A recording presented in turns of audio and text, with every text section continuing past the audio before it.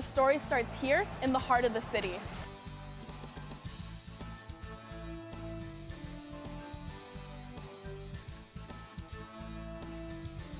We've been following the story since it first broke. Everyone is waiting to find out what's next. It's an issue for residents here and around Boston. The city is buzzing.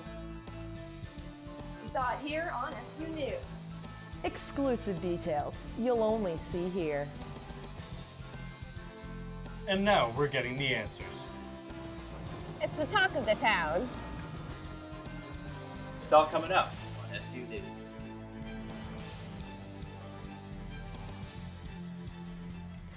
First on SU News, a bold break-in at a bank in Somerville. Police say the suspect opened fire and ran off. Thanks for joining us. I'm Julia Donovan. And I'm Joe Cassell. The robbery happened early Wednesday at Davis Square, and now police are trying to catch that robber on the run. Oh, I was afraid to get, nobody wants to get killed like that. Frantic moments as a man describes his encounter with an armed robber at this bank in Somerville. So he entered the door. There are two doors here, outside and another one inside. In the door I saw him just with a gun, stand up or up, whatever. Throw up in the air. Streets were closed off as police investigated. Authorities blocking off the bank with police tape, bringing in the firepower, and calling in the dogs. It was this man who entered Middlesex Federal Savings and fired at the ceiling, attempting to rob the bank. Borges immediately ran out and contacted police. One officer ran inside and exchanged gunfire with the robber. He wasn't hurt, but the robber was able to escape on foot, and he's still at large. I'm glad everybody's cooperating, and the Somerville Police, the feds, and the state all working together simultaneously. If he's under report, you're in a garage or somewhere hiding, but it's only a matter of time. Give it up. And the coverage continues. In the midst of all of this on Wednesday, a man walking home from work is being hailed a hero after he tried to stop the suspect, and it was all caught on camera. The so-called hero's name is David Powers. He told investigators he saw police chasing the suspect on College Avenue, so in a split second he decided to do this. Powers body checks the alleged bank robber, forcing a giant bag full of money and a gun from his grip. Powers told police he had enough time to react, so he did just that. And police say the suspect was running fast. Another angle of surveillance video shows him sprinting by a barber shop before Powers was able to deck him. Police say while the suspect wasn't stopped, he was slowed down, and they say the courageous act may have saved lives. This week, the Massachusetts Gaming Commission ruled that Wynn Resorts will retain its gaming license, but at a high cost. Christina Matos Osorio is in the studio with the latest. Encore Boston Harbor will continue to open its doors next month after the Massachusetts Gaming Commission fined Wynn Resorts $35 million. The Gaming Commission allowed Wynn Resorts to keep its state casino license and open their Boston area resort location after executives failed to disclose years of sexual misconduct allegations against company founder Steve Wynn. There's also a $500,000 fine for current CEO Matthew Maddox for not disclosing misconduct complaints involving Wynn. The Massachusetts Gaming Commission released a statement saying they acknowledge that the company has introduced a multitude of policy and organizational changes to address employee safety. It also states that the changes to the company's philosophy, training, and operations show a newfound commitment and focus on all levels of employees. They concluded by saying Wynn is likely to be a successful operator in Everett. The Gaming Commission constructed 54 pages of findings and conditions for the company to follow. The Encore Boston Harbor Resort in Everett is also set to open June 23rd. For SU News, I'm Christina Matos Osorio. Boston confirming that some students have been diagnosed with the mumps. Sean Cushing is outside Otis Elementary with the details. This past Friday, school officials confirmed that a third-grade student at Otis Elementary School in East Boston tested positive for the viral infection known as mumps. Mumps is an infection within the salivary glands that can cause major swelling to the cheeks and jaw. It can be spread through close contact with an infected person. Complications from mumps can cause diseases like meningitis and encephalitis. With a case of mumps here in East Boston, some residents are calling for a better enforcement system when it comes to vaccinations. I think that there's got to be something done here. There's got to be some sort of documentation. There's got to be a better enforcement system, or else we're going to end up having more kids and students get sick. According to policies by the Boston Public Health Commission, every student is required to show proof of vaccination against mumps. However, Otis Elementary School's principal says that a small number of students have provided partial documentation of vaccinations or no documentation at all. There are ways to get vaccinations for little or no cost that I think that parents should be looking into. But when you're putting other people and other students at risk, that's a problem. Otis Elementary School officials say that they do not believe that the student came into contact with any student who has not been vaccinated. Sean Cushing, SU News. Coming up on SU News, a new project to expand commuter rail lines to the South Coast is now full speed ahead. And a marvelous sight at MIT, students showing their excitement for the newest Avengers movie. Stay with us. I'm a single mother and I was the main one working, so I never thought that I could go back to school, you know?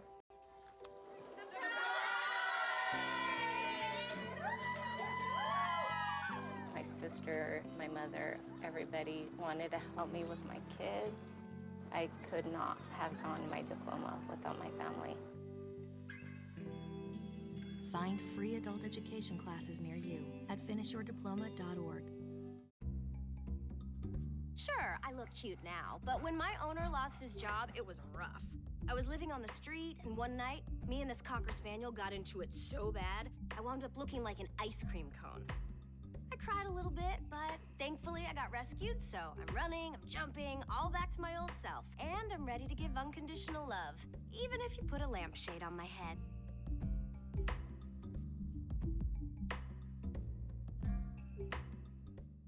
Why is my son having trouble in school? Finding lowest airfare to Istanbul. No, I'm tired of fighting with my son over his homework. Home, walk, restaurant. Need a review? No. He's smart, but his mind wanders. 7 wonders of the world. Why don't you understand me? I do. I was trying to show how Connor feels every day. Redirecting to understood.org. Join parents and experts at understood.org, a free online resource about learning and attention issues to help your child thrive.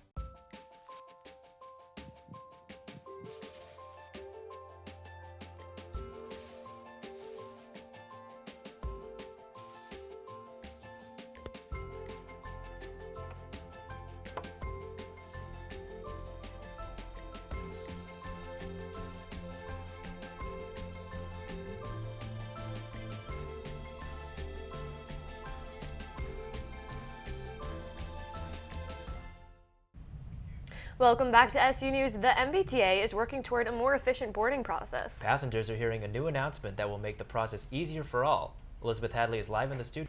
That's right, Joe. Well, if you take the T, you may have noticed a new announcement has been playing to remove your backpacks when boarding, to let more people on the cars. Almost 500,000 people take the T each day.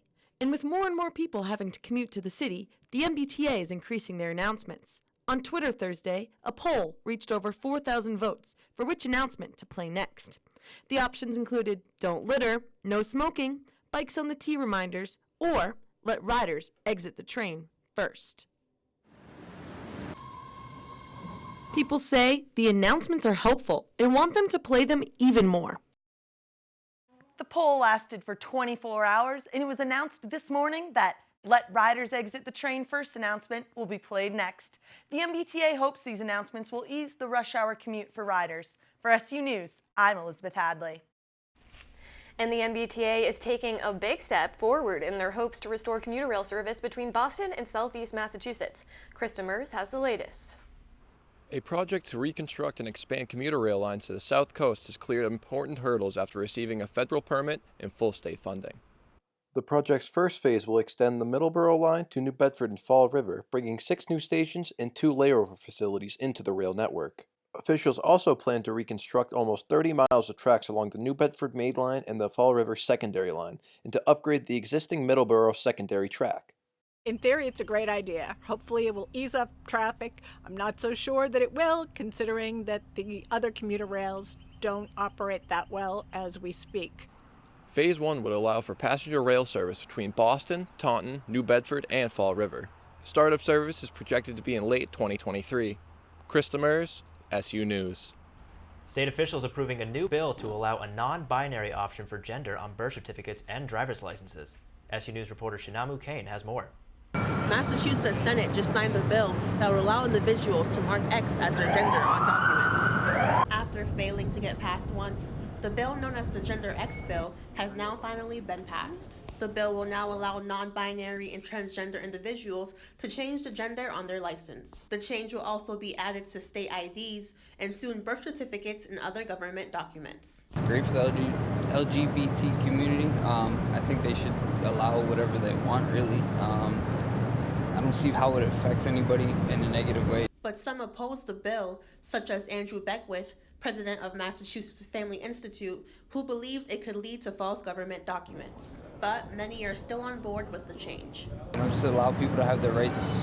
Again, like I said, it's not affecting anybody. Nobody's dying over it, so I don't think it's a problem. The bill has left a positive impact on the transgender community, and many people hope it will influence other states to follow suit. I'm Shamu Kane, SU News. Genocide survivors and their supporters gathered for a cause dear to their hearts. Tara Mahosa has more. The 6th annual Walk Against Genocide took place on Sunday. From the Holocaust to Cambodia to Rwanda, genocide survivors and supporters marched from the New England Holocaust Museum to the Armenian Heritage Site to commemorate the lives lost to genocide around the world. The Massachusetts Coalition to Save Darfur hosts this event every year to bring awareness to genocides of the past as well as those happening today. This walk is a special event for many people present. So there's something about feeling like you're not alone. There's other people who have gone through the same thing, different cultures, different countries, but you have that sort of uniting factor. So it's been kind of, I wish we didn't have to have something like this because, if there was no genocide, it would be great. The Walk Against Genocide happens at the end of April every year to mark the end of Genocide Awareness Month. For SU News, I'm Tara Mahosa. When we come back, we're taking a look at just how well Avengers Endgame is doing at the box office. And how some students at MIT are honoring the blockbuster with a marvelous display.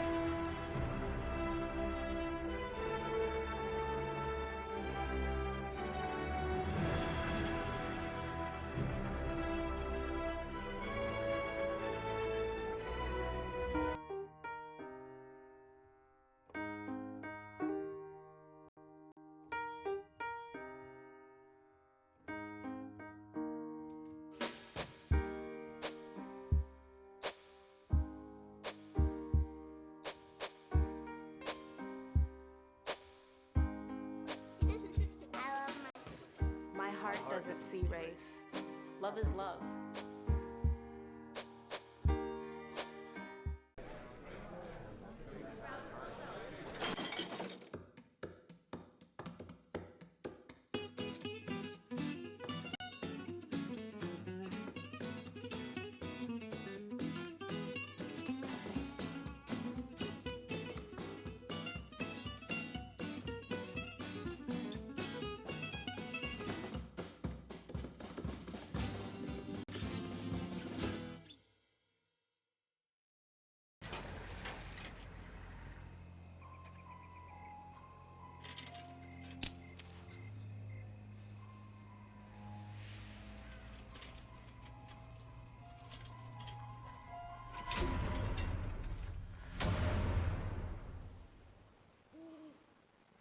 If you don't fix them, sparks from dragging tow chains could cause a wildfire, and that could be scary. Only you can prevent wildfires. Hey, did you know 2.4 million loving cats and dogs in shelters and rescues need our help to find a home? Let's go to the shelterpetproject.org and meet a few who are in a shelter near you. Harlow, oh, she's one great listener who loves to hear all your stories. My kind of cat. Cerulo is a sweet, goofy boy who's eager to please. Sounds just like another dog I know.